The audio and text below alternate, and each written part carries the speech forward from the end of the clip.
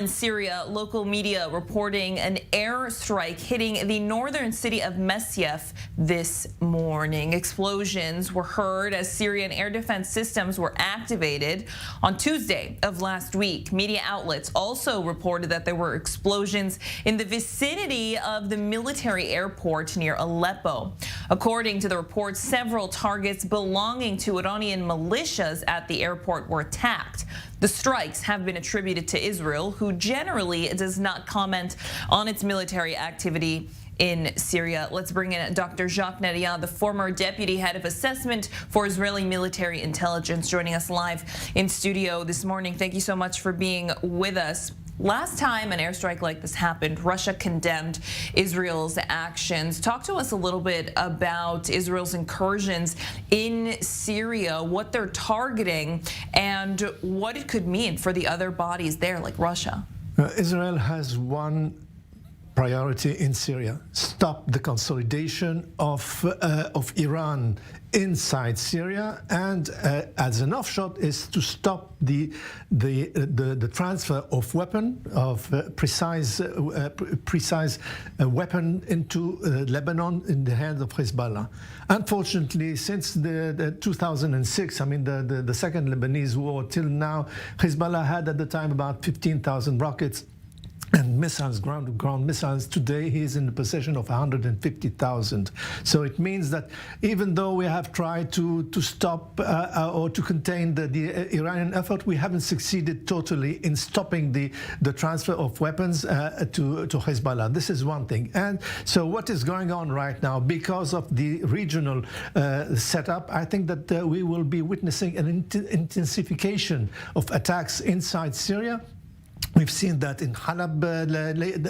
After Halab, we had first the Damascus airport and all the targets around Damascus. Then we had Aleppo, Halab in Arabic, and now it's Masyaf. And what is interesting, it's 100 kilometers, less than 100 kilometers east of the biggest naval base held by the Russians on the Mediterranean. So I mean, the Russians must have seen on the radar the planes and the rockets coming into Syrian territory, and I think that the fact that they did not respond or do anything is that they are playing on both sides. On one hand with Iran, on the other side with Israel, trying to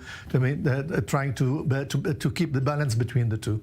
In mid-February, after another airstrike attributed to Israel, Syrian sources say that a lot of buildings were damaged, civilian buildings, and that Syria urged the UN to take matters into their hands and hold Israel accountable to deter them from making moves like this in the future. Do you think that's something we could ever expect? Well, I don't think that as long as the Bashar Assad is in power, and we must not forget that he has caused the deaths of more than 600,000 Syrians, and the decimation and the displacement of more than 6 million Syrians from Syria. I don't think that he has any moral stand in the UN in order to attack Israel. Dr. Jacques Neriah, the former deputy head of assessment. We're going to keep you here, go to this next story, and bring you back for your take to some news out of the West Bank near Nablus. Now, Israeli forces killing 3 Palestinian gunmen after they fired at a military post. The men reportedly members of the Lion's Den armed group. The military says that another assailant turned himself in and was taken in for questioning. The forces seizing 3 M16 rifles, a pistol, and magazines from the attackers. Let's bring back in Dr. Jacques Neriah, the former deputy head of assessment for Israeli military intelligence.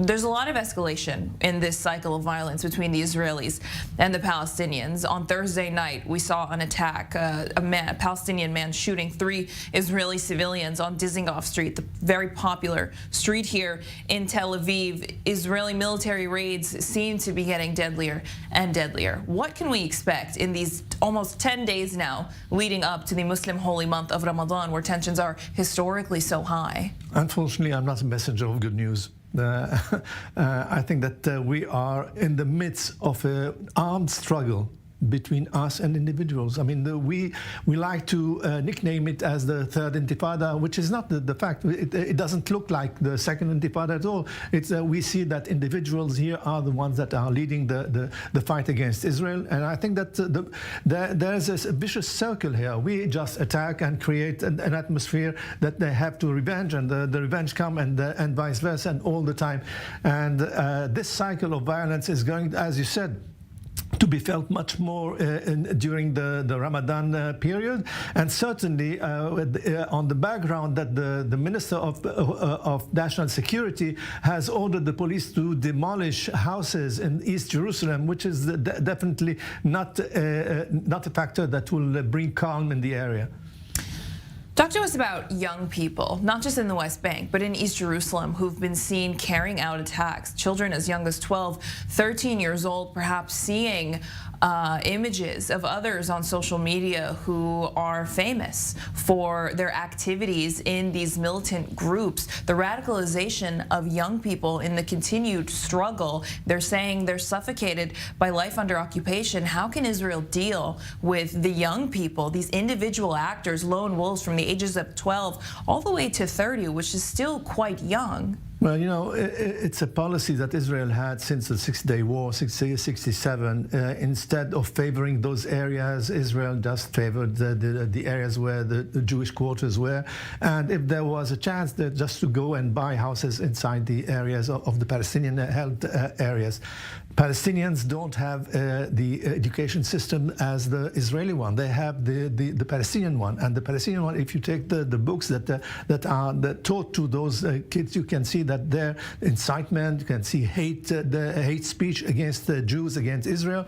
So they grow up in this atmosphere, which is, of course, an atmosphere that does not favor any reconciliation between the Jewish population and the Palestinian population.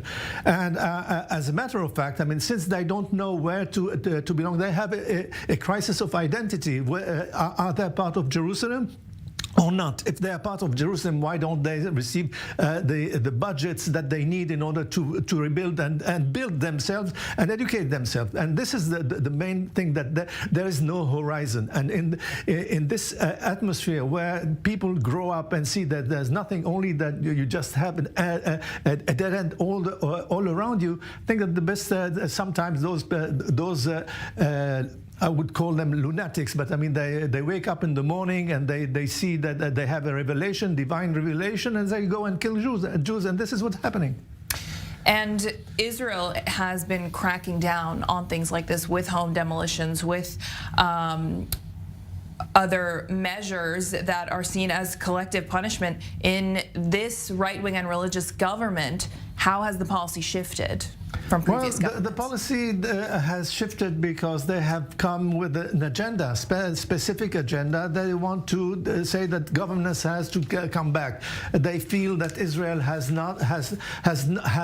neglected its presence in the Palestinian areas, and they want to put that. Now it's like, I mean, a sort of a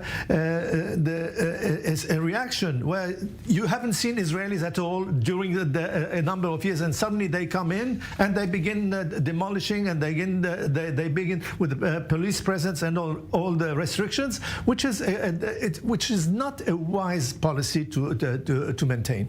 Dr. Jacques Neriah, the former deputy head of assessment for Israeli military intelligence, thank you. Thank you.